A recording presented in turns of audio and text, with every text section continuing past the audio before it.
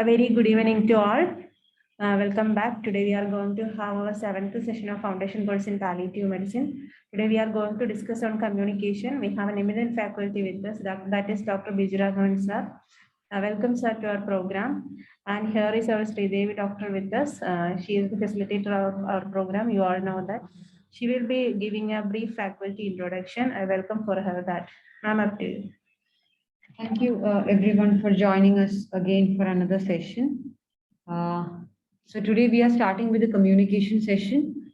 There will be two sessions on communication. Today we'll be covering the basics of communication, and the next session will be more on communicating the bad news and mostly like difficult conversations. Today we have as our faculty Dr. Biju Raghavan. Dr. Biju has more than 18 years of experience in palliative care. He was working with Pallium India for many years, and now he's heading the Department of Palliative Medicine and Supportive Care at Rajagiri Hospitals in Kochi. He has done his post-graduation in palliative medicine from Amrita Institute of Medical Sciences, Kochi. And I think above all this introduction, I would like to introduce him as a very, excellent teacher in teaching communication skills. We are all trained under him, and it's a pleasure to hear to him again and again. Thank you, Dr. Biju, for coming for today's session. These are doctors from almost everywhere in India. Welcome you to the session. Thank you for the kind introduction, Dr. Varya. And it's a great pleasure to be associated with Pallium India. It's an organization I respect so much. And welcome to all the delegates today from all over the country. Today, our session is on basics of communication. And this is the part one of communication. We will, in a couple of days, we'll have part two, where we'll talk about advanced communication procedures. For today, it is basics.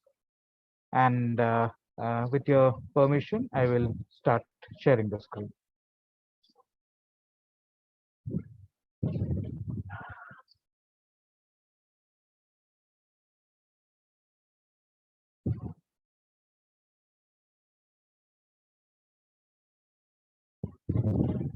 I hope you can see the communication, the Yes, sir.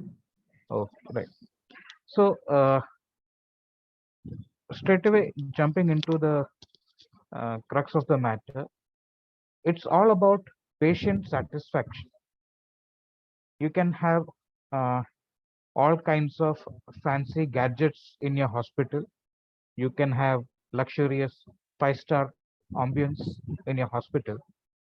But ultimately, what will give satisfaction to the patient and family are not these things.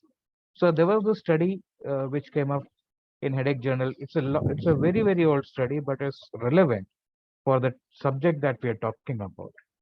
And what was that? The best predictor for resolution of headache problem turned out to be the patient's perception that they had an opportunity to tell their story properly in their first visit with the physician.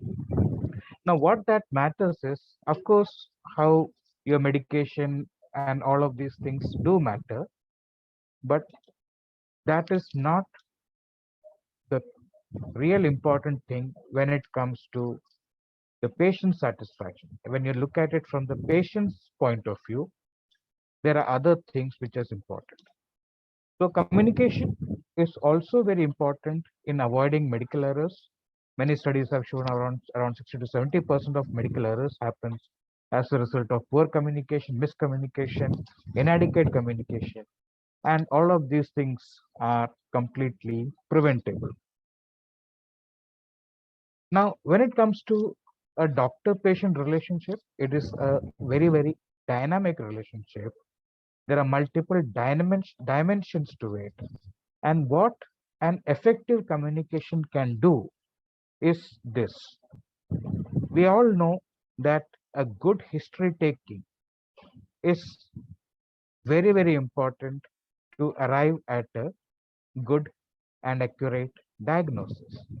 So the better your communication skills, the more information you can ferret out from the patient and the family, your chances of hitting at the right diagnosis improves.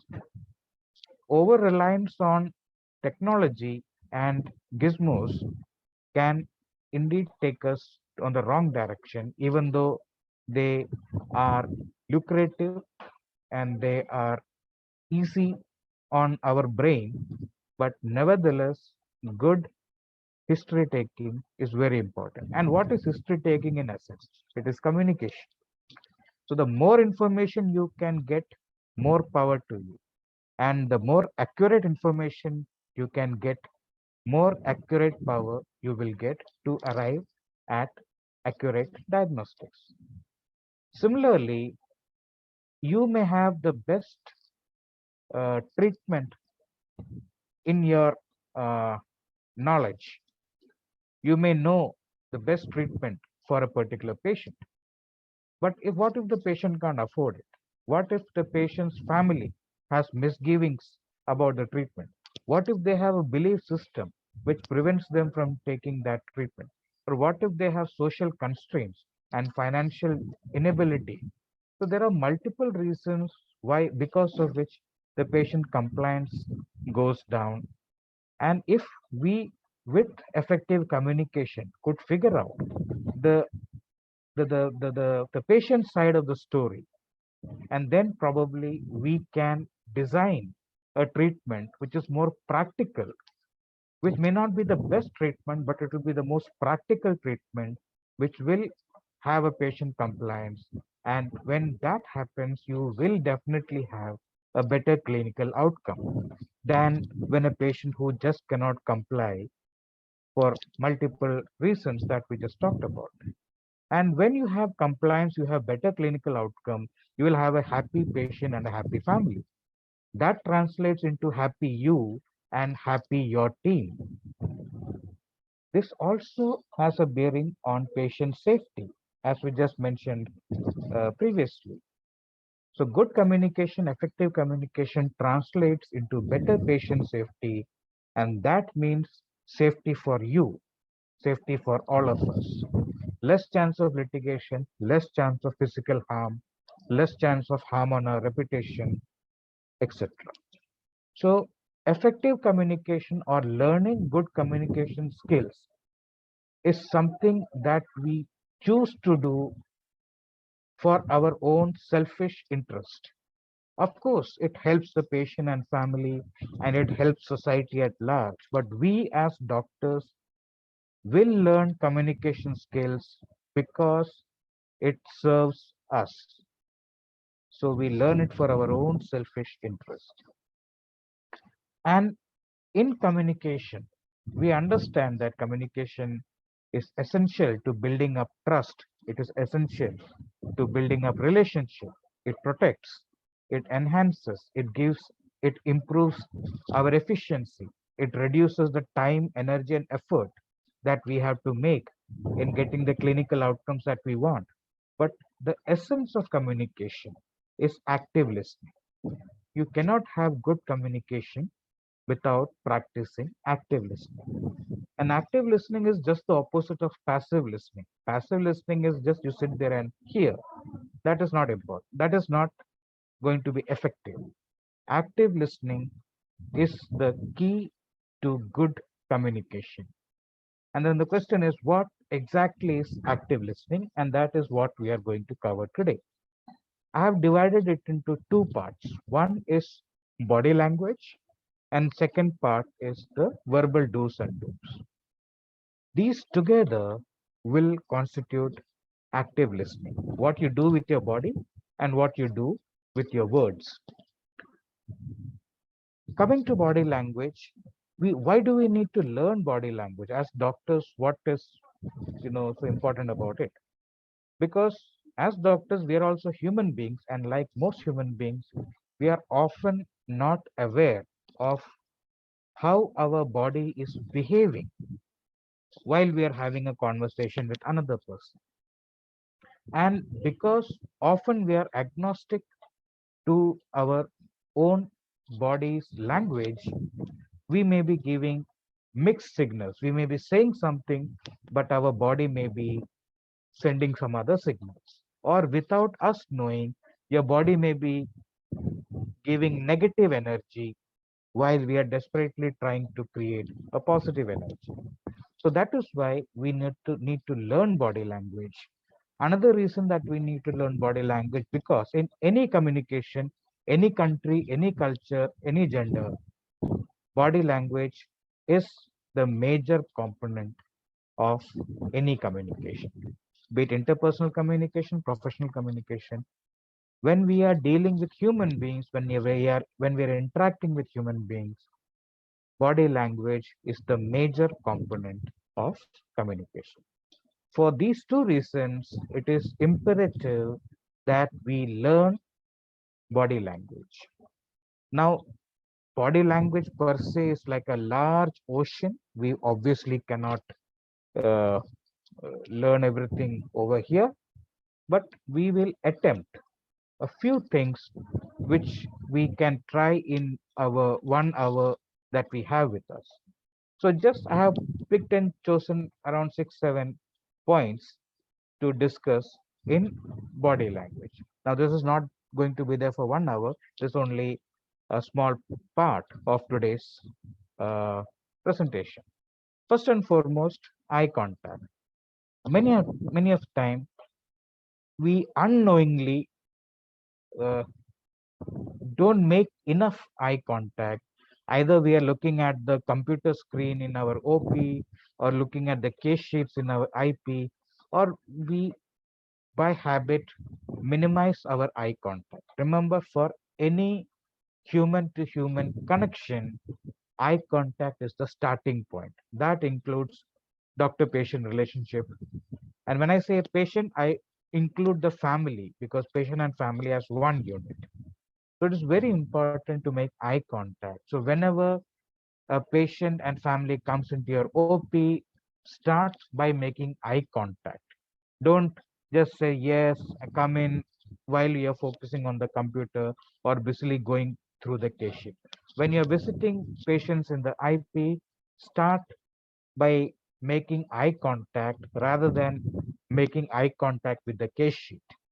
So eye contact. The second part is smile. Of course, we all know that we smile, but do we smile as doctors with our patient and family, or do you always have a serious face?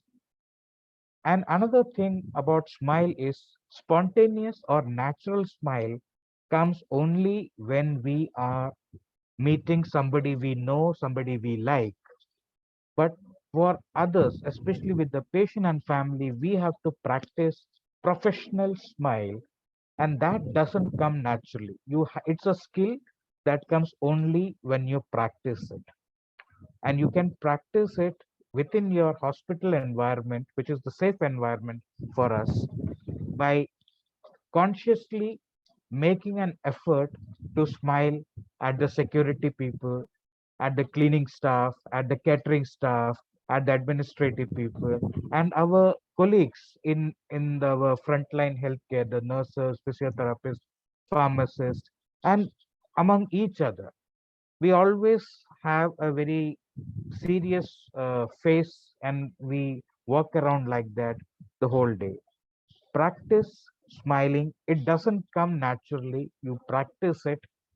And sometimes it may possible that some people may look at you wondering why you are smiling at them. Please remember, you are practicing for your own selfish interest, because it's a skill, and it can get you out of a lot of trouble in many situations. And even if you're wearing a mask, your smile can be seen in your eyes.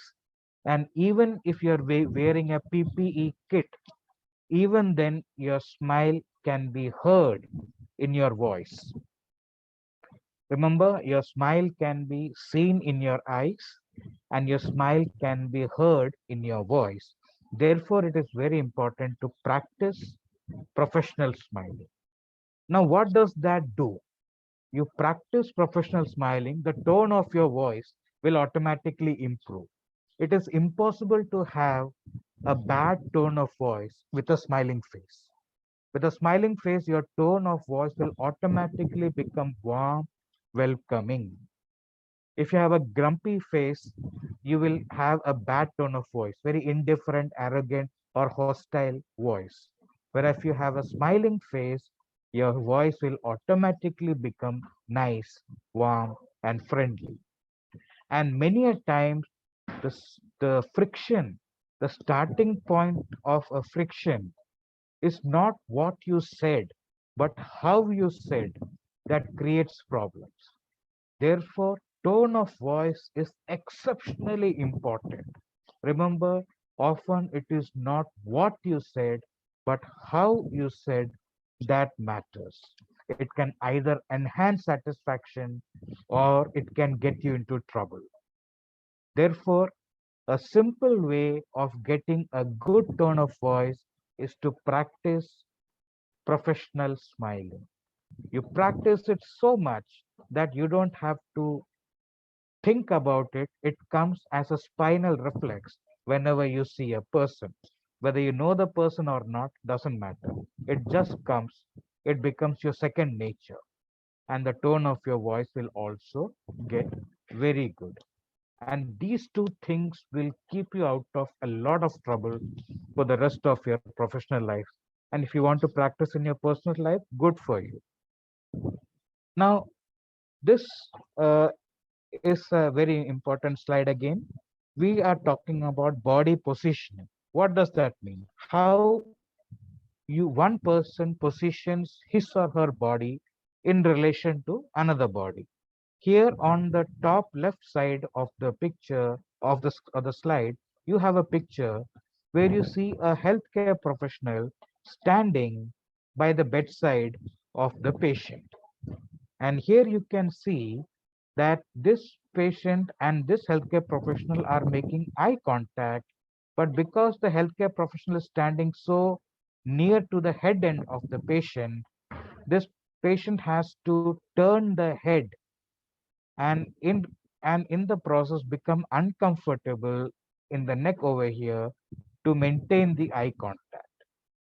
Instead of standing nearer to the head end of the patient, if the healthcare professional were to stand nearer the foot end of the patient, then the eye contact with the patient would have been more comfortable for the patient.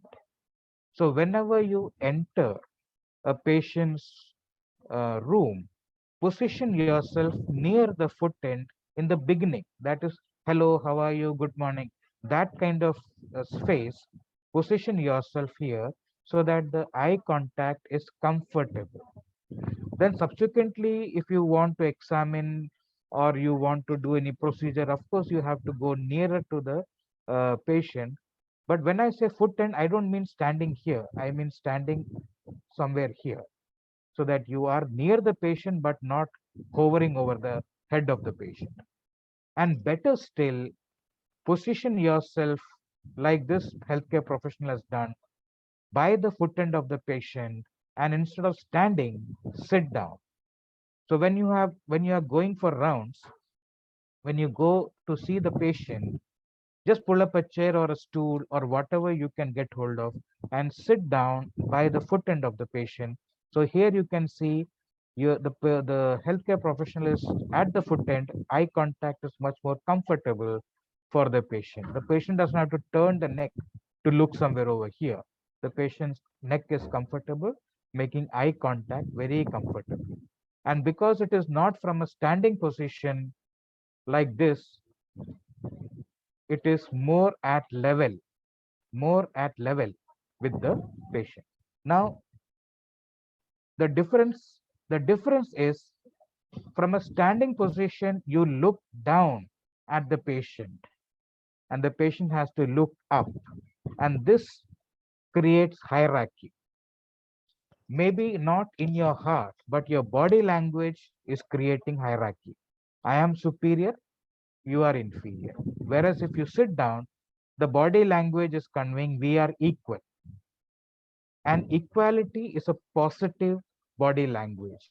This enhances satisfaction. Just imagine if relatives or guests come into your house and you serve them tea and snacks. but they stand and have them. They don't sit down and they spend half an hour in your house. All they sit, they never sit down. They stand, have a conversation, have tea, and then go. Would that be satisfactory? Or if they at least sat down for 10 minutes with you and spent time, what would be satisfactory? So when you go for rounds, don't spend extra time. Whatever time you spend, whether 2 minutes, 3 minutes, or whatever is your usual time, you spend only that much. But instead of standing, sit down and talk and interact with the patient. Of course, if you want to do any examination or procedure, you may have to stand up or lean more towards the patient. But the initial part, the greeting as well as asking about how things are, those things can be done sitting and near the foot end of the patient.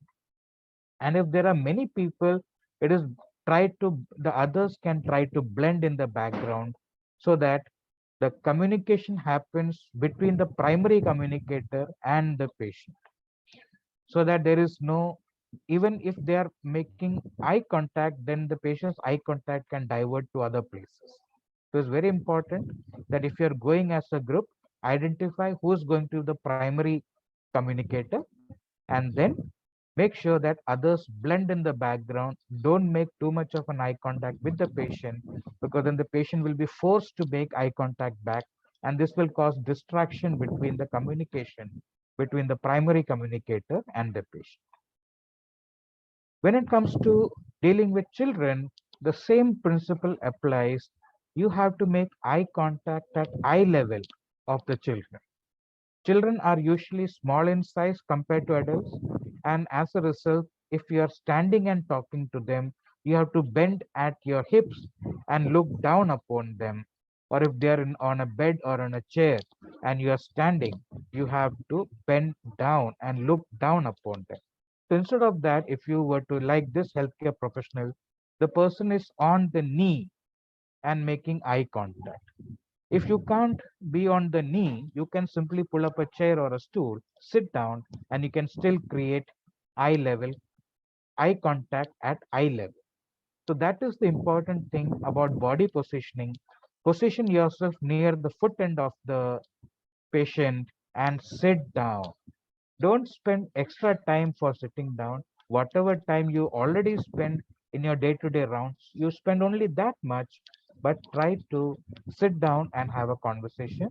It will enhance the patient's satisfaction with you. Another important aspect is body posture. Previously, we were talking about body position. Now we are talking about body posture.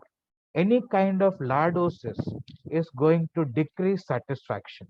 So when you are talking to the patient or your family members or the patient's family members, if you are leaning back and if your back is touching your backrest, then reposition yourself and sit with a slight kyphosis when you're interacting with the patient and family. Remember, whenever they come to your OP and they sit down, they always lean forward. So at the beginning, you also lean forward. So a little bit of kyphosis, not lordosis. And for small conversation like a 5 minute consultation or 10-minute consultation, this is okay. But sometimes when you're dealing with difficult complex situation, you may have to spend more time, and more time means if they're spending more time here, you may notice that even though they started off, the patient and family started off with leaning forward, maybe after 5 minutes, maybe after 10 minutes, they may lean back. In that situation, you also lean back. This is called mirroring. You mirror their move. If they go back, you go back. If they lean forward, you also lean forward. The advantage of mirroring is, in psychology, it is an established fact. You can make yourself likable when you mirror another person.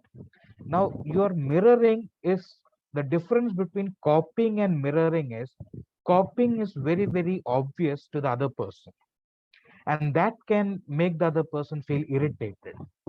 Mirroring is a more subtle way of copying the other person's body position, because the other person is not aware that you are doing it. So this is one psychological trick, that mirroring makes you likable. And obviously, your interaction with a person will be more satisfactory to the other person when you are sitting there with a slight kyphosis, because your body is telling the other person, I am here to listen to you. I want to know your story. So this itself is going to give satisfaction.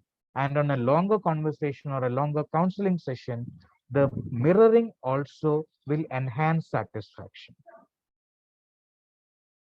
So these are few examples of how you interact with your patient and family members in the kyphosis position. Another important area is respecting body space. We all have body spaces. We have an intimate space where we allow only those people who are intimate with us. It may be our spouse, a very close friend, children, a few select people. Other people are not allowed in the intimate space.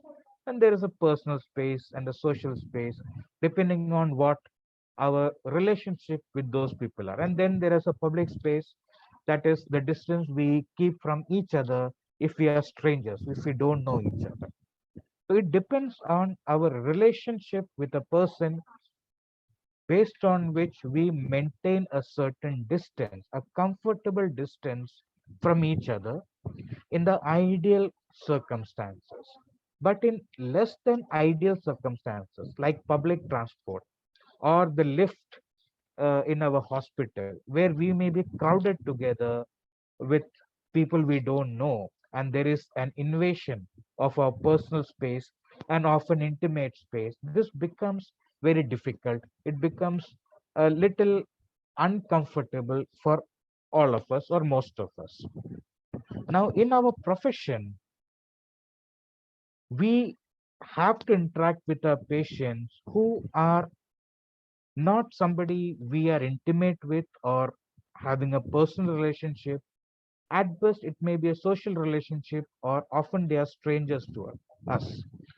But because of our profession, we may have to, or we have to enter into their intimate space or a personal space. We may have to auscultate them, we may have to palpate them, percuss them, do a per rectal examination, a per vaginal examination. We have to, uh, you know, check their BP, put in a cannula. All of these things are intruding into the patient's intimate space or a personal space. You can say, but that is, part of the profession. There is an implied consent. They came to us. So obviously, that should be fine. Please remember, implied consent is a rational construct. Of course, they came for a problem. We are supposed to examine and all of that. But please remember, the discomfort associated with intrusion into our personal and intimate space is an emotional discomfort. So no matter how much you rationalize that there is an implied consent, there is still an emotional discomfort associated with that. And how do you reduce that emotional discomfort? You forewarn them about what is about to happen. For example, if you want to auscultate them, you take out your steth and say, may I? Or depending on what is the acceptable way in your place, what is culturally and region wise acceptable, you use that word or body gesture, so that they know that you are going to touch them. That is applicable before you take a BP, put in a cannula, or auscultate them, or whatever. You just give them a small forewarning that this is what is going to happen, so that they can mentally adjust to the act of their space being intruded before it happens. Basically, what that means is, don't suddenly pull somebody's clothes and start palpating. You tell them what you're going to do, and so they are mentally prepared. And as a result, the emotional trauma is minimized. And this enhances satisfaction because basically you are respecting a person's body space when you tell them, may I examine you? Can I press this area? Or I just want to check your BP. So all of these things, just remember, give them a small hint of what is to come before you actually do. That itself will make a lot of difference. Now, here is an example of a healthcare professional who probably means well, but the body language is little aggressive. There is such an intrusion into the space, and you can see this patient leaning back as much as possible against the chair, clearly uncomfortable. And here are another picture. This is my palliative nurse at a home visit with a patient. And look at this picture, the whole picture. Everything that we talked about is here. There is eye contact, and eye contact is at level. It's not from a higher position to a lower position. It's at level. And there's a smile on the face. This is the pre-COVID area. But remember, even if you have a mask, the smile can be seen in your eyes. It can be heard in your voice. Look at the body position. Both are sitting. Look at the body posture. There's a slight kyphosis. You don't have to have your whole spine in kyphosis. A tilt of the head towards the patient and a little tilt of the head towards the healthcare professional. Both. And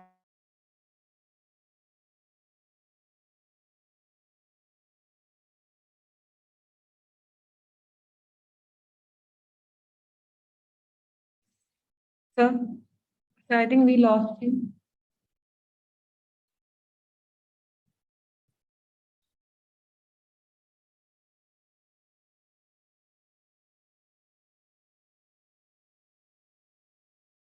comfortable in the space and interaction with human beings. If they come to you in the OP, in the end, give a handshake, give them a hand. If you have gone to see them, just touch them on the shoulder. Don't pat on the shoulder, just touch them on the shoulder and before you leave, or again, give a handshake before you leave. But that human connection is very, very important. I know that when COVID came, we were all very scared. In the whole of 2020, I did not touch any of my patients, and it was very traumatic for me also. But b- for the simple reason that we in palliative care were trained always to make that human contact. But by the end of 2020, beginning of 2021, we were becoming more familiar with COVID, and we knew how to protect ourselves and the patient, hand hygiene, masking, everything, all of those things. And then again, we could start, having a human touch, which is very, very important. It's a very, very powerful therapeutic tool. It's a very, very powerful healing tool. Then this picture itself, that's my social worker. This picture itself shows that the importance of human touch. As doctors, please never abandon human touch. Make it a habit of touching your patients. That doesn't mean you randomly touch people for out of context. There has to be a context and there has to be a way of doing it. And that is the important part.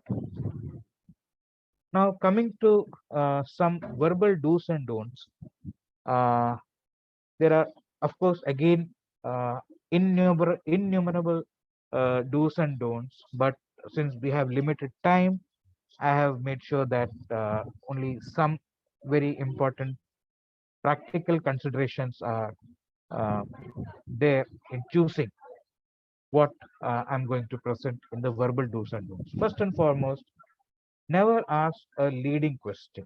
You're getting better now, isn't it? Your pain is getting better now, isn't it?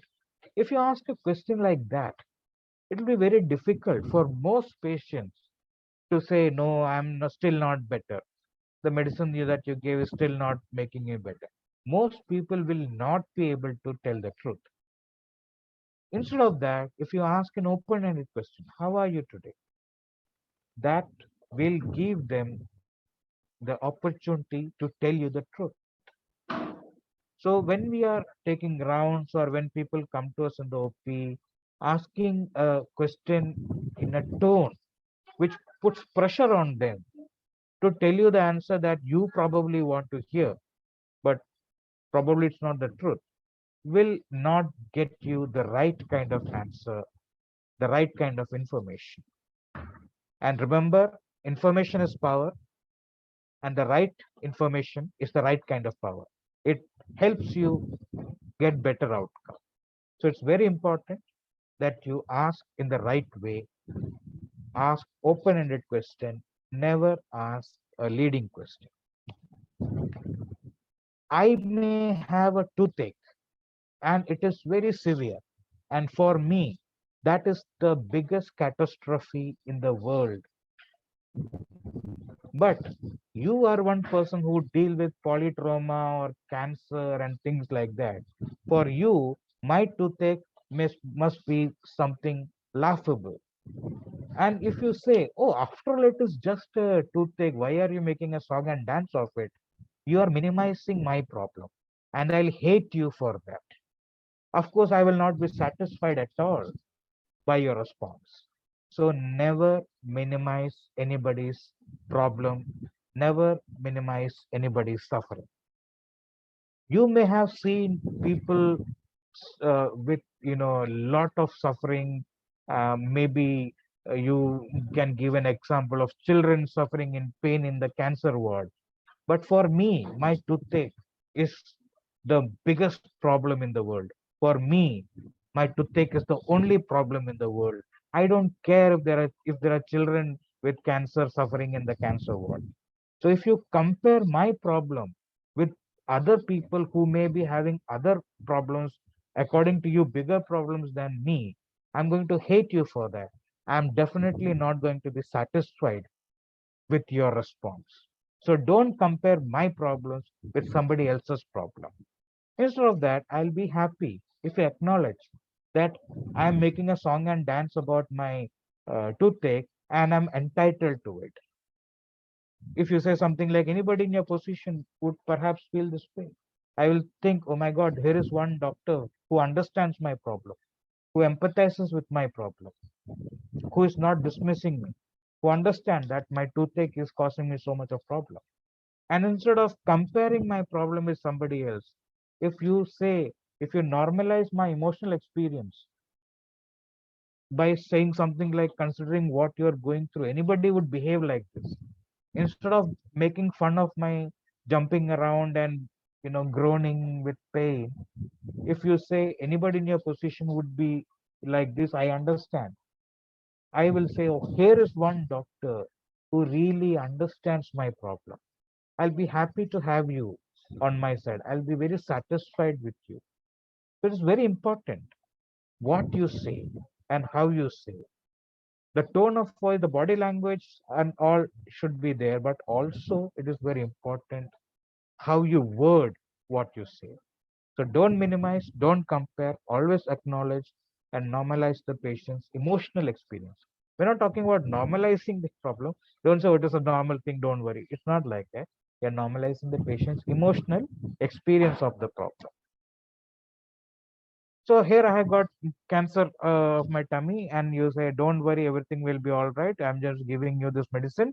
After 2 months, everything will be all right. This is just some simple gas problem. Don't worry. So basically, you're lying to me and you're giving me false hope. And I am going to believe you because you are a doctor. You got a stick around your neck or you are in a scrub. So I am going to believe you. And if you break my trust, I'm going to absolutely hate you. If I understand that you lied to me, I'm going to tell the whole world that you are a bad person. So never ever give false hopes. But there is nothing called as a hopeless situation, especially when you get trained as a palliative care doctor. You know that there is nothing called as a hopeless situation. Sir?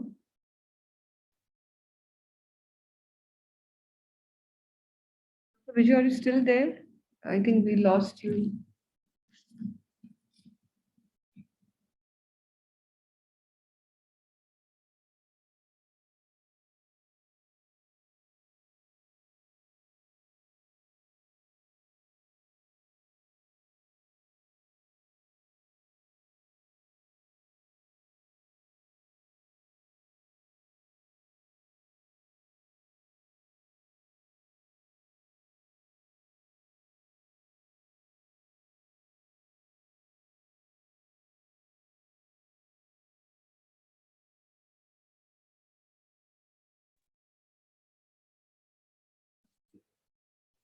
Sir, we lost you in between. Hope you joined back. I did. I don't know. I think somewhere the network got connected. Yeah, yes. I'll again start screen share. Okay.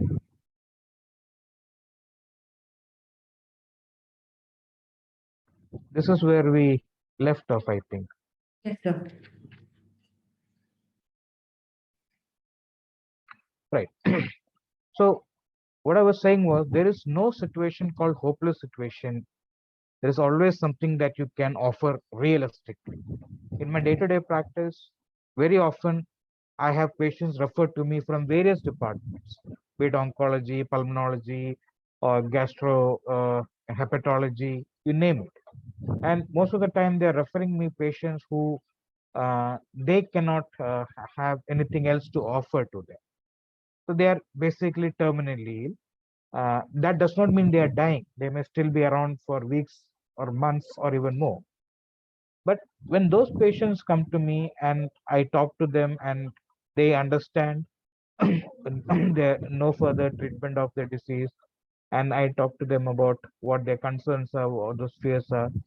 The one thing I uniformly give a message is even though your disease is incurable and it's progressing, it is advanced, I'll make sure that you do not suffer.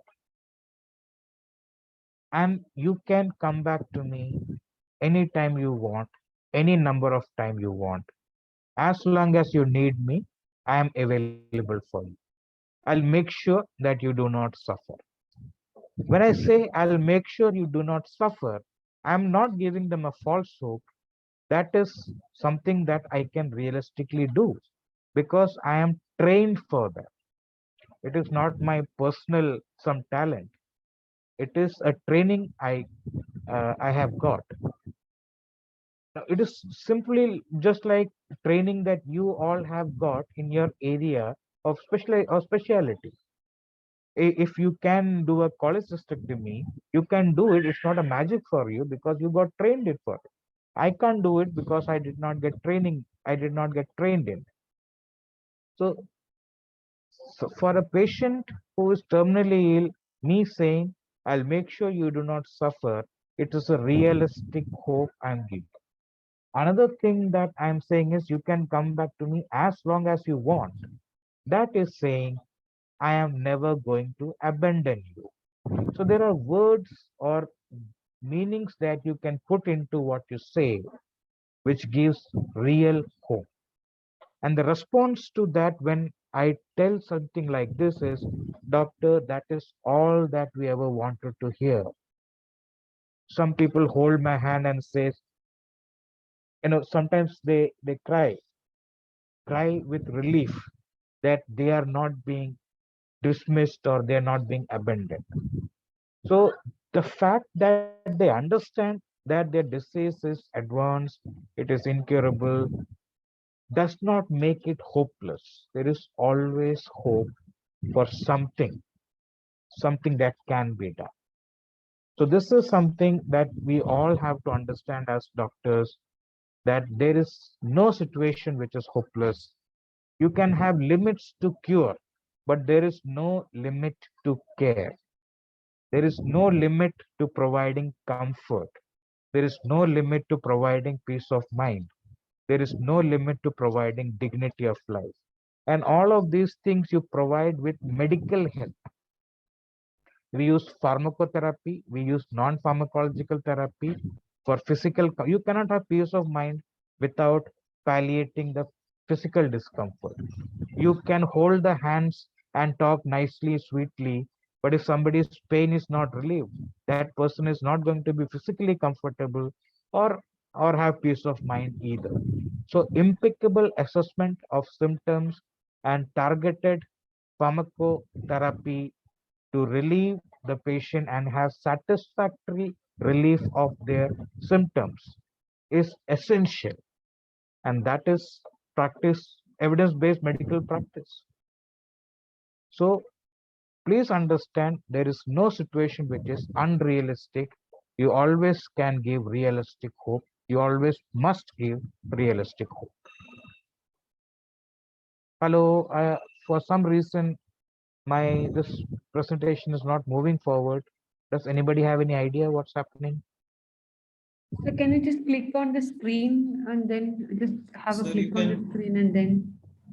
So you can unshare and then share again.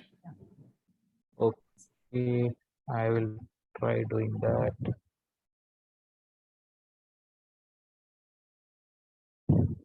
Oh yeah, yes, now it is working. Another important part of verbal communication is do not assume. Do not assume. Now this comes very easy. It is built into our human. I don't know whether it is psyche or how our brain works. It's very important to think that 1 and 1 is 2, but 1 and 1 can be 11 also. Because remember, I did not say 1 plus 1. I said 1 and 1. So in our interaction with the patients and their families, there can be n number of situation of 1 and 1 we think is 2, but it may be 11. And the simple way of avoiding mistakes is to ask them, what did you mean? Why are you saying that? Why did you say that? So some simple questions of ask, and they will tell you. You don't have to assume. The problem is it does not come easy to us. It does not come easy to any human being to not assume. Again, it's a skill like smiling. You really have to practice very hard.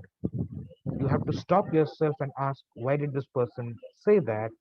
And then ask that to the patient or the person in front of you. So make this habit of asking and not assuming. I can assure you it does not come easy. It's a skill that you really have to practice. One way of practicing this skill is to ask your colleagues. I mean, of course, get you spread the word around about the problem related to assuming and tell them, if I am assuming something, you checkmate me and tell me, is that an assumption? And if you make an assumption, I will checkmate you and say, was that an assumption? So basically, you make a game out of it and you point out each other's assumption as a game. Otherwise, we will become very defensive and we will not like somebody pointing out our mistake. You make a game out of it, we usually will take it in a game spirit. And gradually, we will realize how often we assume things. And with this game, our assumptions starts coming down. But please remember, it is a very, very common human nature to assume, and it takes a lot of practice to get over. And it's a skill that we all must have. Just a short history taking, we all have learned history, so that is not the point.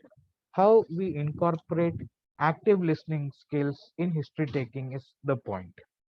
So, whenever you meet a patient or a family member in OP or IP, greeting.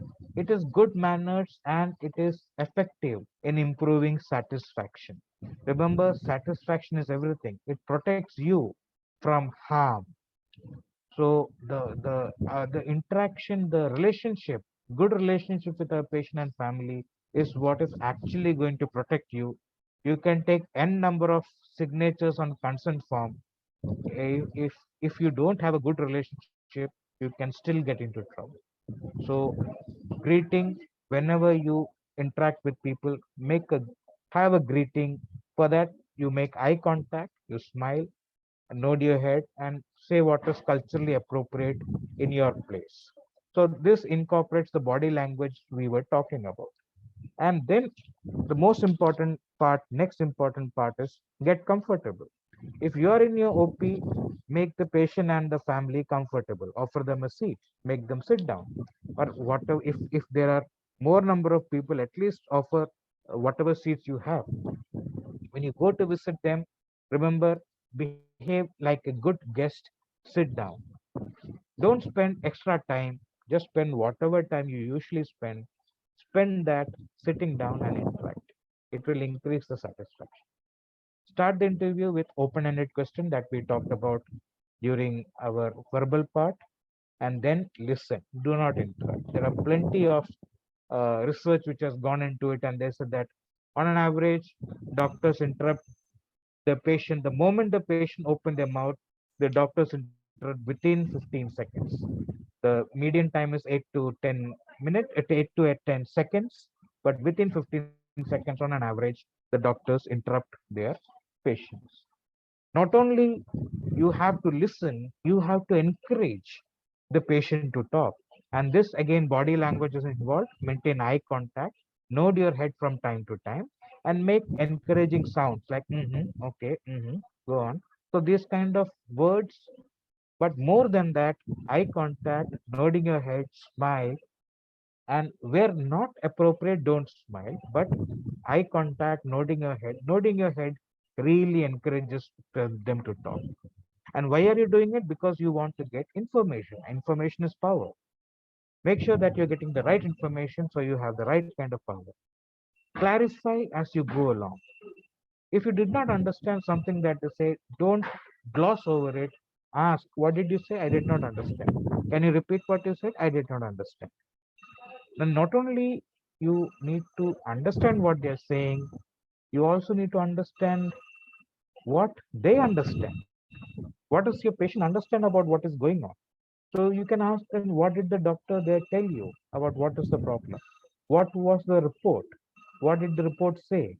And you'll be surprised. Most of the time they don't know, because even if the doctors have told them, they may not understand, because we use medical jargon.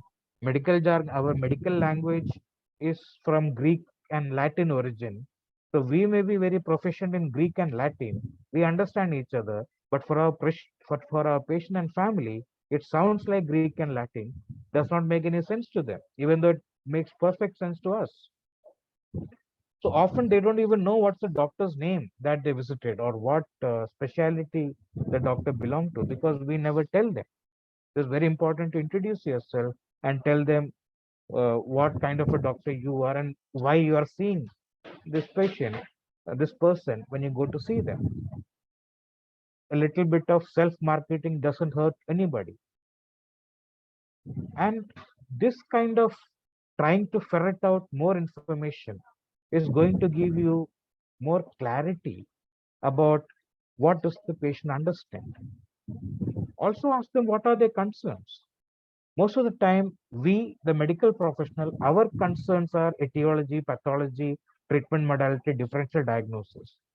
And we get so lost in our concerns that we forget that patient and family have concerns too. They came to us because of those concerns.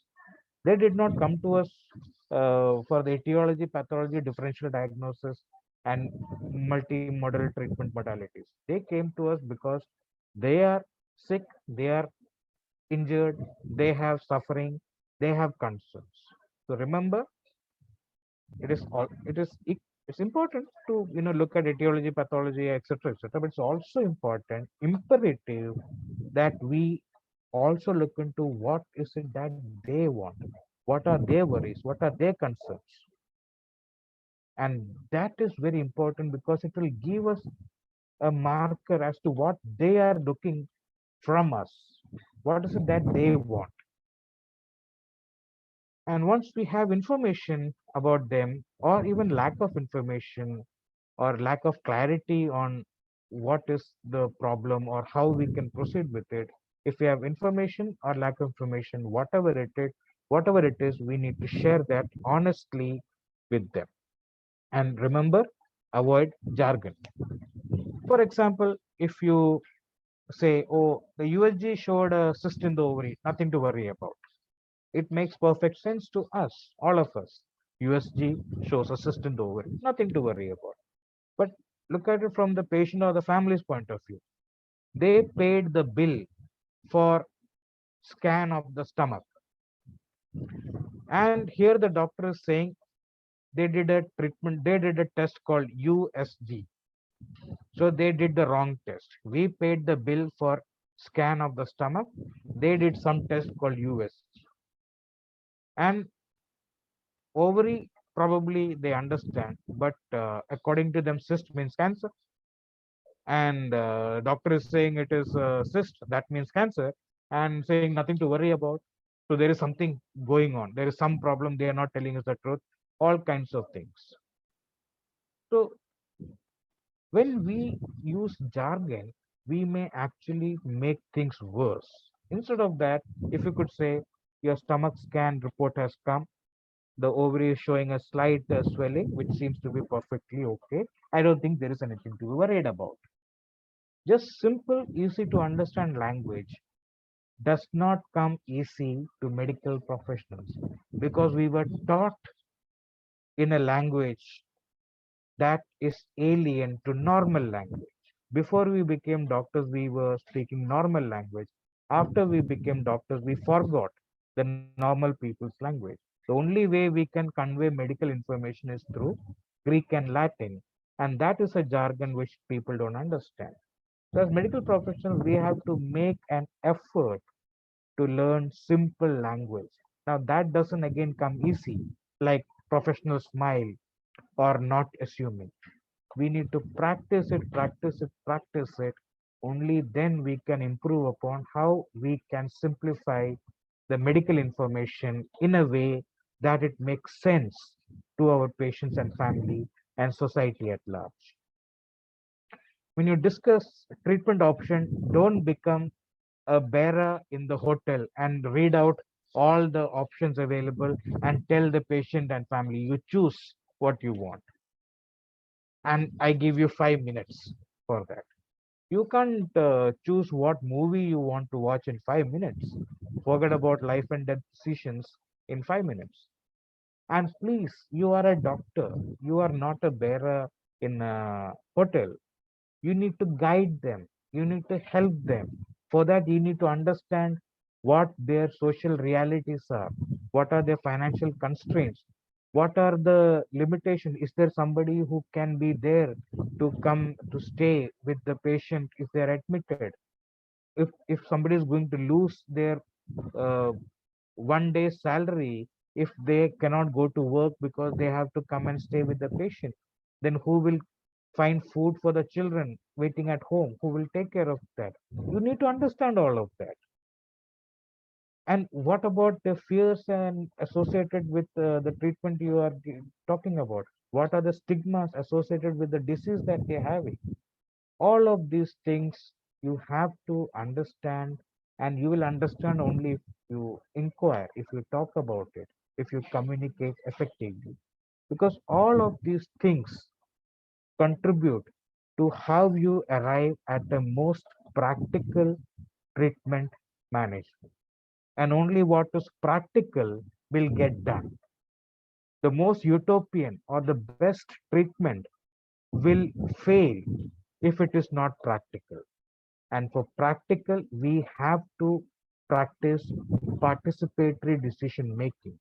You may be familiar with board meeting or tumor board, where many different doctors of different specialties come together, put in their point of view, and you arrive at a consensus on what would be the most practical or optimum treatment. So you are all specialists of your area of expertise, but the patient and family are the specialists of their area, that is their life, their social circumstances, their financial situation. They are the expert. We are not the expert. So until and unless we sit after having a medical board or a consensus among ourselves within the medical team, if we have options of treatment, we cannot impose it on the patient because it may not be that solution we are giving may not be practical. So when we sit with the patient and family, talk about it, negotiate, give and take, all of these things leads to a decision by consensus. And that would be the most practical thing, and the practical thing works. The most best treatment or the most utopian management often may not work.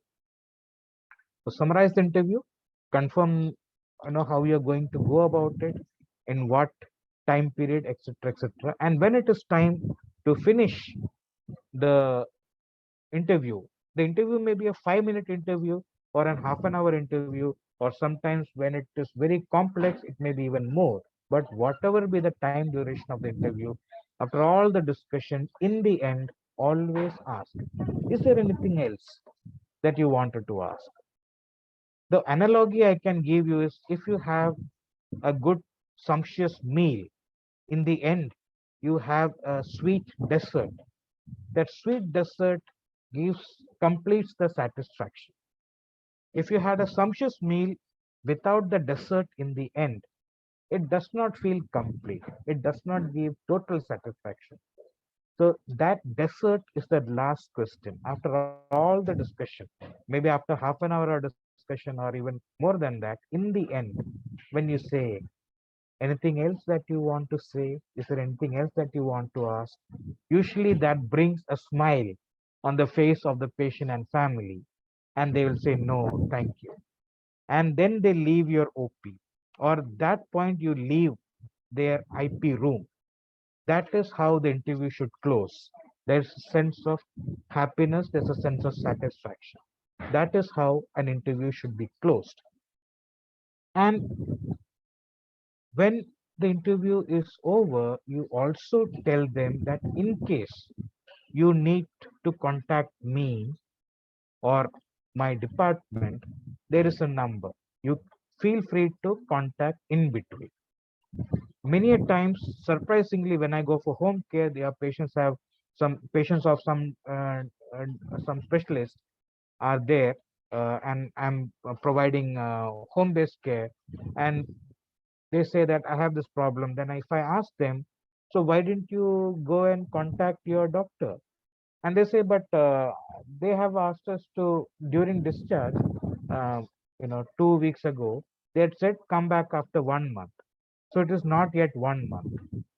I said that is okay. If they last time they asked you to come back after 1 month, but your present problem is of 2 days duration. It has got nothing to do with the previous admission.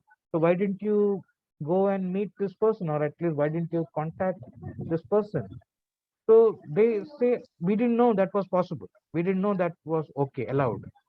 So from our point of view, that might sound very stupid, but from their point of view, they genuinely don't know whether they have the liberty to contact us in between. So you've seen them sometime in the OP and you say, okay, review after 2 weeks. And also add, in case you need to contact me in between, feel free to. Report early if needed. Report early if needed. So that is how we give the last instruction. And remember, if you do not want to give your personal mobile number, don't give, because you need to prioritize your personal life and your professional life. That's absolutely fine. Some people give them a personal number, some people don't. Both are fine, but give them some number, maybe the department number or the on uh, what you call the person on duty, that number, or your hospital number, ER number, some number you give them, so that they can access care or advice, and they should not be left without any contact number. In the end, finish with a greeting, make eye contact, smile, and say whatever is culturally appropriate. So to finish off, I think I'm sorry I overstepped my given time. Remember, empathy is an experience that the patient has of you as a healthcare professional. Empathy is not some esoteric concept. It is not in the air. It is very much a ground based reality, and this comes with our skills that we practice, body language, as well as how we choose our words. That conveys empathy. I'm here for you. I feel for you. I want to help you. That is the message that we give when we practice good communication, active listening skills. And remember, you may have a five-star hospital, or you may have 10 degrees behind your name, or you may have fancy multi-crore gadgets in your hospital, but they may not remember any of that. What they remember is how they were made to feel, because how they were made to feel is an emotional experience. An emotional experience always stays with us for our lifetime. For that, practice body language and remember the verbal do's and don'ts. So with that, I stop here and I would stop sharing the screen. Thank you for your patient listening. Of course, you had no choice but to patiently listen. However, if you have any questions, I'll be happy to take, whether you put it on the chat box or if you want to unmute yourself and ask. I think it will be, Okay. Uh, I Dr. give the Biju? baton back to our host, the ECHO team at Parliament. Thank you. Hello. Yes, Dr. Shetty, please go ahead. Yeah, Dr. Biju, it was a nice class. Like, I just want to know, can you explain something about that don't, in that slide, don't assume. So can you explain with some example? What do you mean by that? Well, I was a PG student when I was called in to see a new patient from Department of Gastromedicine, and the brief note that was there in the consultation sheet was, this was a patient who had CLD advanced and has been detected to have HCC, hepatocellular carcinoma. Patient was seen by the oncology team, and they said that nothing further from their side. Therefore, kindly see and do the needful. So I went to see this patient. The patient was in, I think, a 3-bed cubicle or a 4-bed cubicle, something like that. And when I went there, the patient was not there in the bed. So I went back to the nursing station and asked the nurse, where is this patient? So the nurse told me that he's at the end of the corridor. There's a TV. He probably must be watching it.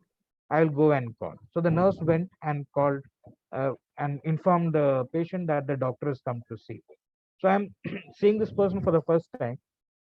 So this person is walking down the corridor, and as he came near, he gave me a big smile, and I also smiled back, and I told him, I'm Dr. Biju. I'm from, I take care of the pain and things like that. And so we walked into the cubicle. So he sat down on his bed and he said, doctor, I know everything. The problem is in my liver and my condition is, so this was non-verbal. So what do you think? What do you think of that situation? Dr. Shetty, what do you think that patient knows? What do you think? Why did the patient No, you behave like consider that? it as a gone. My case is gone case. So there is no. Okay, so understood. Correct, understood. Right. The thing was, Mm. that's an assumption, because I asked him, why did you say that? And he said, he was middle-aged. He said, in my young days, I used to drink a lot. He said it in Malayalam. So he said, ഞാൻ നന്നായിട്ട് വീശിയിരുന്നു. That means he used to drink a lot. And because of that, there's a lot of pus in my liver. He had no idea that he had cancer.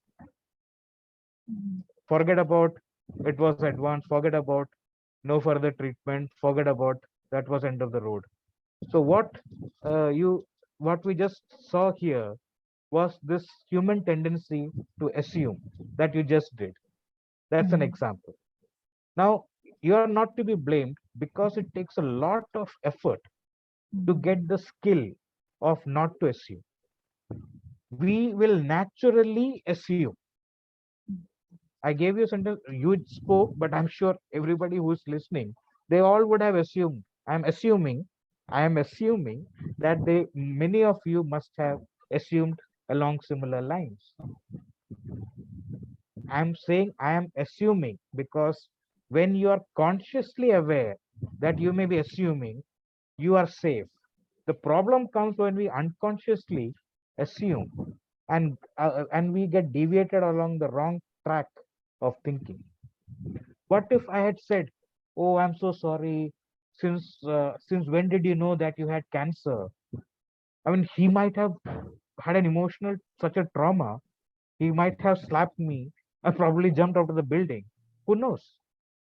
So when you assume, you can actually produce harm, physical and psychological harm to the patient and perhaps the family. So I hope that kind of example clears uh, how easy it is to assume and how and how difficult it is to So, practice no, not to sir. assume. So in this case, do you think that the fault is with the gastroenterology department? No, I no, no, mean, no, no, I no. mean, The patients say, see, but everybody. he So don't we say, I wrote my exam, my condition, I'm gone. gone case. Okay. What does that mean? Probably, I mean, I'm not going to get 90% marks. Probably that means I'm going to get less than 60% mark. Probably I mean I'm going to fail. Mm, Probably that means I'm going to commit suicide. It could be anything. How do you know? Until unless you ask me, uh, what did you mean? Then I will tell you. So we can easily assume about anything and everything. And it takes a lot of skill and a practice. Skill comes only with practice. It is not a talent. Communication skill is not a talent. Anybody can get it because it is a skill. The difference between talent and skill is if you want to sing or write poetry or you have to paint, God has to be kind on us to give a better quality of brain so that we are creative. But skill is something that each one of us can learn. Remember how difficult it was to tie the BP cuff in our first day in physiology lab. The whole damn thing would just fall off. The tubes would never come on the right kind of place. It took somebody taught us, we practiced it, and now we are so good we don't have to think. Taking BP comes as a spinal reflex. You don't have to use your brain. Communication skills and various parts of it is like that. Somebody teaches you, you consciously make an effort to make that change. Practice smiling, practice not assuming, those kind of things. Practice, practice, practice. Eventually it becomes second nature, but no, it doesn't come easy, but it will come. Thank you, Dr. Biju. Dr. Srikanth, you have a question? Yes, please. Yes, ma'am. Hello, sir. Thank you for your very considered presentation. How does one ideally deal with multiple caregivers and stakeholders in terms of their communication and counseling? For example, in an inpatient facility, one might have spoken to the patient and their immediate caregiver in the morning, but then down the stairs or and in the tea stall or somewhere, you always have these equal stakeholders, such as the siblings, and the patient might not have been married, or the two or three siblings who are taking care of them. At times, one has to speak to two or three people in the same day. Sometimes we may not have the time. How does one sensitively or ideally deal with these situations? Thank you, Dr. Srikanth, for that very good question. So there is a pre-COVID answer to that, and there's a post-COVID answer to that. By and large, this is a problem that we all face. Two people will come and talk to us. We spend half an hour explaining everything. Next day, another two people come. We again spend 15-20 minutes explaining. The third day, another two set of people come, and so on and so forth. Our time, energy, effort, everything is used up like that. So pre-COVID, I would never waste my time like that. If I have something to convey important, I would call a family meeting. In the family meeting, I would say anybody and everybody who has a stake in Mr. So and so's health related, whoever are the decision makers, everybody come. So in my room, I had arranged a few extra tables, plastic chairs, which I can stack up so that they don't take space under normal circumstances. Easily, I would accommodate anywhere between 10 to 12 to almost 15 people in my small room. The reason was when I have everybody in my room sitting with me, I can convey whatever I want to a wide variety of people, and all of them hear it at the same time and come on the same page at the same time. Point number one. Point number two, you never know what is the hierarchy within the family. You may be conveying something to somebody, but that person may be hierarchically less important to somebody else.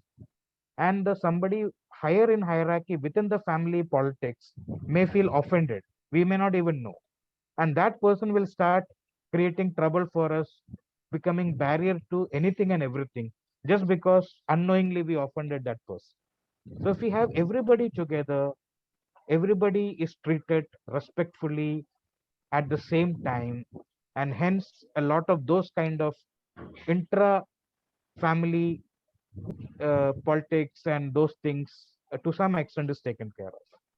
The third point is within the family, people can have different opinions of the same situation. Many times, uh, opinions which work at cross purposes for the same situation. For example, some people, we may be giving them suggestions. Some people may be for it, other people may be against it. Another group may be for totally different, some other option. Let us try Ayush or something like that. I have nothing against Ayush, but I'm saying is people can have different things. So when everybody is there on the same page, same time physically, it gives them an opportunity to ask questions, take suggestions. And often what I have found, I just have to sit and guide this. So people will be asking question and some other member in the family will be answering back, and somebody may have a question, somebody else who knows better within the family will be, you know, giving the information. So in many ways I just have to sit and kind of manage the or moderate the uh, the family conference, so to speak. And sometimes I may have to put in some additional information which probably nobody have, but basically I have to moderate and help them arrive at a decision by consensus. So basically the decision that gets taken, I am not the only stakeholder in, so the whole burden does not come on my head. Everybody becomes equally what do you call equally responsible for the decision as well as the outcome, as well as possibilities that things may not happen as we planned. So I keep myself safe in that way because the responsibility gets distributed. I am kind of the leader of the pack, but the decision is of the pack. So in all these ways, pre-COVID, physically offline meetings were being, so you have to spend some time for one meeting, but it saves you ultimately from time, energy, effort, which you otherwise will be doing by counseling two people at a time. I refused to do that. I said I will call a family meeting, all of you come at that time, I will talk to you then. So some places I am firm where I want to get, I don't have time to waste, frankly, and I don't have energy or effort to waste either. So I'm very selfish in that manner. I get things the way I want, the most time, energy, and efficient way I possibly can.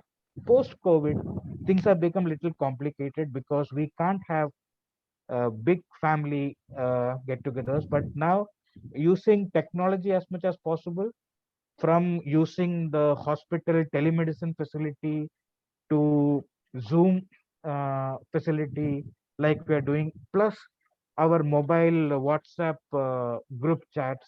I have done everything possible, including a hybrid variety where some family members are with me physically, others join in online, and together we kind of somehow manage. Not as satisfactory as everybody sitting together offline, but now 2 years down the line, we are all used to having online as well as hybrid, uh, consultation processes. So that is how I manage that. Hope that helps. Thank you, sir. Thank you. Thank you, Dr. Biju. Can we just start the case presentation and then take a few more questions? Absolutely. Dr. Chauncey?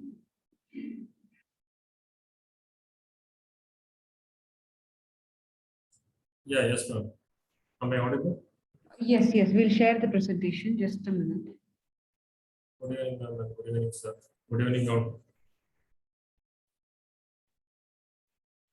Yes, please start your presentation. Okay. I am myself, Dr. Johnson James. I am working as a psychiatrist in Indira Gandhi Hospital, Kavaratti, Lakshadweep. I have turned my video off since my bandwidth is very low, which is the common network coverage here. So coming to the case presentation, patient details. The patient is a 23-year-old male, diagnosed as left parietal lobe astrocytoma grade 2 to 3. Status post left parietal craniotomy and gross total excision. Status post radiotherapy with adjuvant chemotherapy. Is undergoing monthly cycle of chemotherapy 5 days per month. The presenting complaints are worries regarding illness, treatment and financial constraints, fear of recurrence, side effects, pain and death. He is angry towards self and others, and sleeplessness. History of illness. History of sensory seizures followed by one episode of generalized tonic-clonic seizures 7 months back. CT brain was done after the consultation by neurologist, and it was suggestive of left parietal lesion, and was suggested to do MRI brain. MRI brain plain and contrast showed left parietal lobe mass lesion, suggestive of intermediate to high-grade glioma. Left parietal craniotomy with the gross total excision of the mass was done 7 months back. Intraoperative finding was suggestive of grade 3 lesion. Histopathological report was suggestive of diffuse astrocytoma, IDH mutant WHO grade 2. Radiotherapy with adjuvant chemotherapy was done 4 months back. Is currently undergoing monthly cycles of chemotherapy, tablet temozolomide per oral 5 days per month, 300 milligram per day. Past history of social use of alcohol and tobacco. Next slide, please.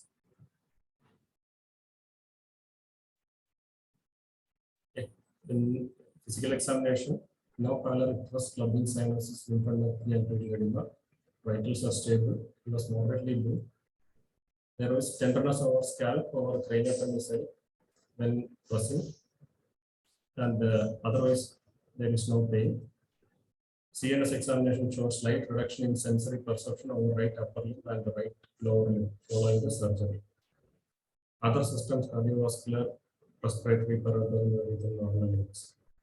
Treatment and significant investigations. Next one, please. Treatment and significant investigations. Left parietal craniotomy and gross total excision was done 7 months back, and the radiotherapy with adjuvant chemotherapy was done 4 months back. Intensity modulated radiotherapy with 54 wavelengths in 30 fractions were given for 6 weeks as 5 days per week, along with adjuvant chemotherapy tablet temozolomide per oral 160 milligram per day for 6 weeks. Is currently undergoing monthly cycles of chemotherapy, tablet temozolomide 300 mg per oral 5 days per month for 6 months. Post-surgery, MRI brain showed craniotomy defects in left parietal bone, and the post-resection lymphatic changes, that is parenchymal defect. Other blood investigation, rapid blood investigation, LFT, RFT, TFT were within normal limits. Next slide, please. Psychosocial aspects, he is a degree student from middle socioeconomic status. He is single. Father is doing agriculture. His mother is a homemaker.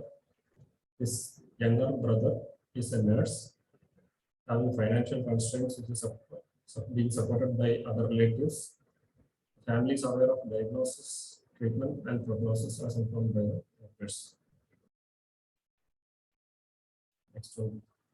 The current medications are, he is currently undergoing monthly cycles of chemotherapy tablet temozolomide 300 mg per hour once daily for 5 days per month for 6 months, along with tablet pantoprazole 40 mg per hour in the morning before food, and the tablet ondansetron 8 mg per hour half an hour before temozolomide. Next one. Main concerns are psychological reactions to illness and treatment. He is anticipating recurrence, side effects, pain, and death, financial constraints, spiritual distress, and he needs psychosocial support. Next one, please. Summarizing, 23-year-old male diagnosed with left parietal lobe astrocytoma grade 2 to 3, status post left parietal craniotomy and gross total excision, status post radiotherapy with adjuvant chemotherapy, and currently undergoing monthly cycle of chemotherapy 5 days per month, presented with psychological reactions to disease and treatment, fear of recurrence, side effects, pain and death, and financial constraints in family, and suffering from spiritual distress. The points may be discussed in class based on the story of psychosocial assessment, address psychological reactions to the illness, treatment, his fears, enhance coping strategies, effective communication with patient and family, management of physical symptoms, psychosocial support, spiritual support, being available with patient and family, community participation, and planning for the future. Thank you, Thank you. Dr. Chansey. Thank you Thanks, so much. Thank you so much for the detailed presentation.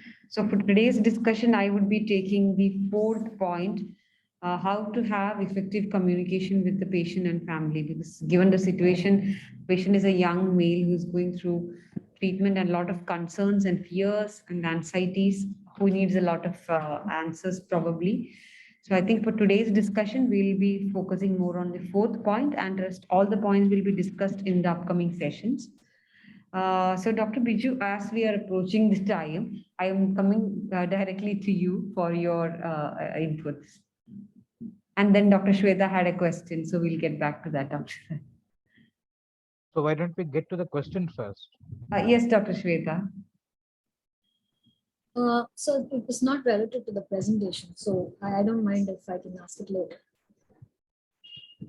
We don't have much time. Okay, all right. No, regarding the communication, sir, I wanted to know that it is not right to interrupt the patient when they give us information, but sometimes they tend to talk out of order and things like that, so or irrelevant things. But is that what is the right way to redirect the patient to the information that we require?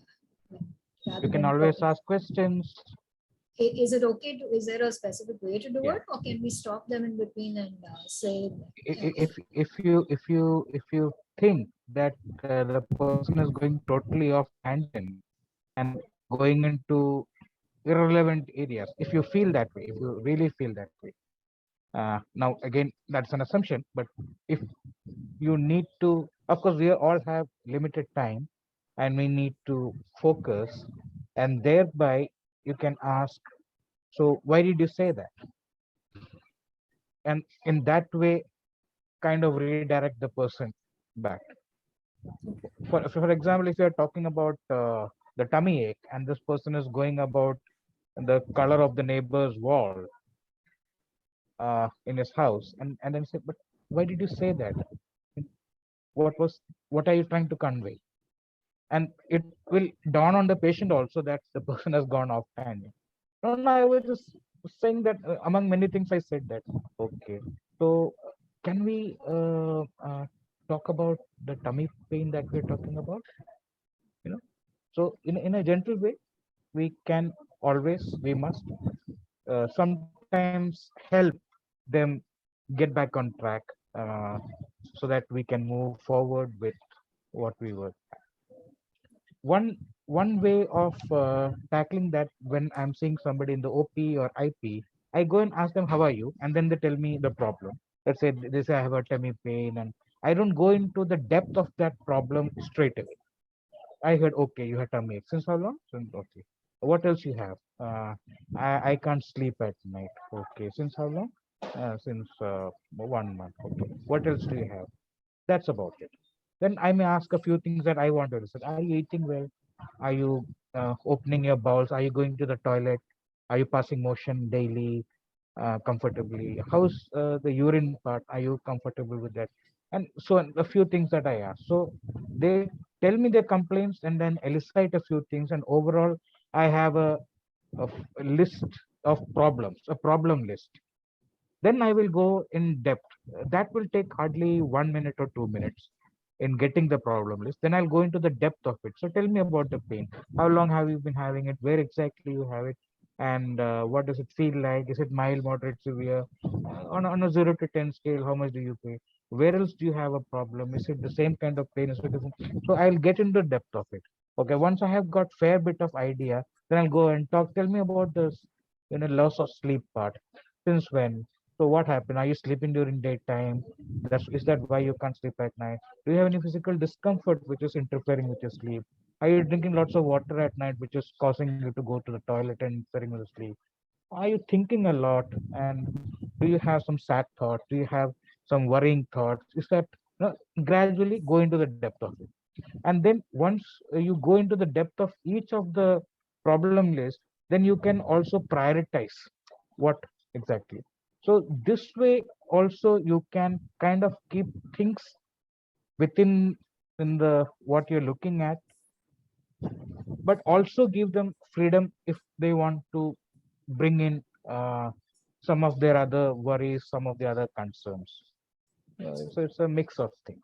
So largely open-ended questions and some leading questions so as to make sure it stays relevant in the Not leading questions, redirected questions. Never leading question, because when you ask a leading question, uh, see if the dean of your institution or let's say Pradhan Mantri calls up and saying, Dr. Shweta, you are doing well, isn't you? Isn't it? Uh, Probably you can't tell our Pradhan Mantri, no, I'm not doing well. So that kind of, you just can't say that, even if you're not doing well. So when you, as a doctor of your institution, you are way above for your average patient, usually disempowered patient. A well-empowered patient from a well-empowered socioeconomic background may say it on your face, no, no, no, I'm not feeling good. But what percentage of patients are like that? So most of our patients may find it very hard to contradict you if you ask a leading question. And that is not good for you, because you may get a wrong answer and you may think, oh, everything is fine. Because they say, fine. And you may say, and you believe everything is fine, but that may not be the truth. Never ask a leading question. You can redirect by asking questions, more questions. Why did you say that, etc. Gradually. Does that answer your question? Yes, yes. Thank you. Okay. Thank you, Dr. Biju. Maybe to Dr. Johnson's question on how to communicate with this patient who has a lot of anxieties and fears and concerns about his illness. Yeah. One cardinal thing about good communication is listen. Listen actively. Most of the time, that is the way forward. When people have many things on their plate, they are not only struggling physically with physical problems, they may be struggling with a lot of psycho, socio-economic existential stresses. And many a times when you listen, they ventilate. The only way people can ventilate is if there is a human being to listen to them. And even if you don't have solutions to their problems, the act of facilitation of ventilation is a psychological tool for psychological healing. The analogy I can think of in medical procedure is like how you do an ascitic tapping. By doing an ascitic tapping, you allow the ascitic fluid to flow, and gradually, when the tummy subsides, the distension subsides, you become physically comfortable. Similarly, with active listening, you can do a psychological tapping, and a lot of distress can be drained out just by listening, actively listening, not just sitting there without expression, without nodding head, without making eye contact. No, active listening is a very, very powerful way of healing. Of course, just like ascites again fills up, the psychological distress will again fill up. You may have to repeat. Along with it, active listening will also give you a lot of information with which you can offer solutions to the patient's problem. So, considering the topic today, we have a patient with multiple physical, emotional, social stresses. The starting point would be active listening. And thank you, Dr. Johnsy, for the excellent presentation. And hopefully you will invite us to Kavarati, the beautiful Lakshadweep that you are, having the, advantage of staying here. So Sure, sir. I guess I guess we Sure, are sir. You're welcome. really All are welcome, sir. yeah. So great meeting you, Dr. Johnsy, over the online thing. Hopefully we'll meet offline sometime, Yeah. preferably Thank in you, sir. Kavarati. Sure, sir. Thanks. Sure, Thank you, sure. Dr. We'll try, sir. Johnson. Yeah, thank you, Dr. Johnson. And other questions regarding the community participation and the coping strategies, we'll be definitely dealing with that when we deal with the psychosocial session. I just wanted to take the communication part for today's discussion. Thank you so much for, we were anticipating an internet glitch from your side, but thankfully you were able to participate.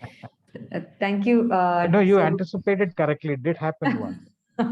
Yeah, yes, So yes. you're right on target. Yeah. Thank you so much, everyone. Thank you so much, Dr. Biju, for the session. And we'll see you again with the continuation on Wednesday, where we'll be dealing with the difficult communication part. Thank you so much, everyone.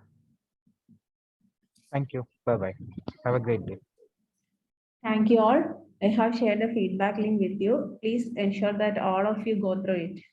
Thank you once again, and we'll see you on the next session. Bye.